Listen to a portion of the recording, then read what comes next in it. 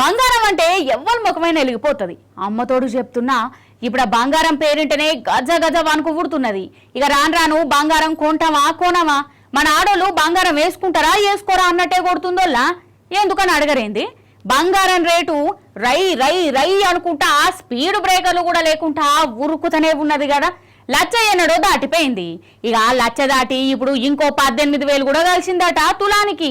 ఇక చెప్పుర్రి కథ, మీరైతే ముచ్చట చూడుర్రి. ఓ అక్కలు చెల్లెండ్లు అవ్వలు అన్నలు జాగ్రత్తగా నుర్రి, గుండె బండలెక్క మార్చుకొని నుర్రి. చెప్తున్నా మరి, బంగారం రేటు ఇప్పుడు తులమెంతున్నదో ఎరికేనా? అక్షరాల 1,18,900 రూపాయలట. అంటే 100 తక్కువ 1,19,000. ఇక చెప్పు కథ. ఇది ఢిల్లీ రేటు. ఇక మన హైదరాబాదులోనేమో 1,17,900 దాకా అయింది. అంటే ఢిల్లీకి మనకు 1000 తక్కువ అన్నట్టు. ఒక్కరోజే 2,000 రూపాయలు పెరిగిందటనుల్లో ఆ బంగారం మీద. అసలు తులం బంగారానికి లక్షల మీద పెరుగుడేంది?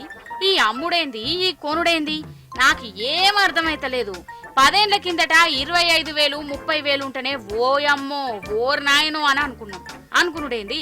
అప్పుడు కూడా మన ధూమ్ధామ్ ముచ్చట్లలో 30,000 దాటింది బంగారం రేట్ అని చెప్పినాం. ఇప్పుడు 30,000 కాదు కదా, ఇంకొక్క నెల 2 నెలల్లో 1,30,000 కూడా అయ్యేటట్టు ఉన్నది. వచ్చే ఏడాది 2 లక్షల రూపాయలైనా కావచ్చట.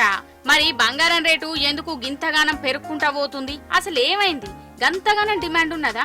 కొనేటోళ్ళు గట్లా ఎగబడుతుర్రా అని అనుకోవచ్చు మీరు. ఇదంతా ఇంటర్నేషనల్ మార్కెట్లా మహిమనట. ఆడ మార్కెట్లు జరంతా ఎటమటమైనయట.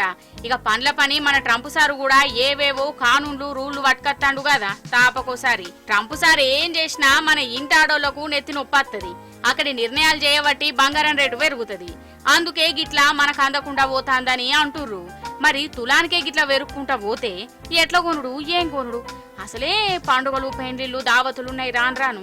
సరే కొప్పున్నమ్మా ఎట్లా జడేసుకున్నా నడుతుంది అన్నట్టు పైసలు గల్లోలు ఎంత రేటున్నా బంగారంగా ఉంటారు. బాధంతా మనసొంటి బక్క పేదోళ్ళకేనా అయ్యే కదా.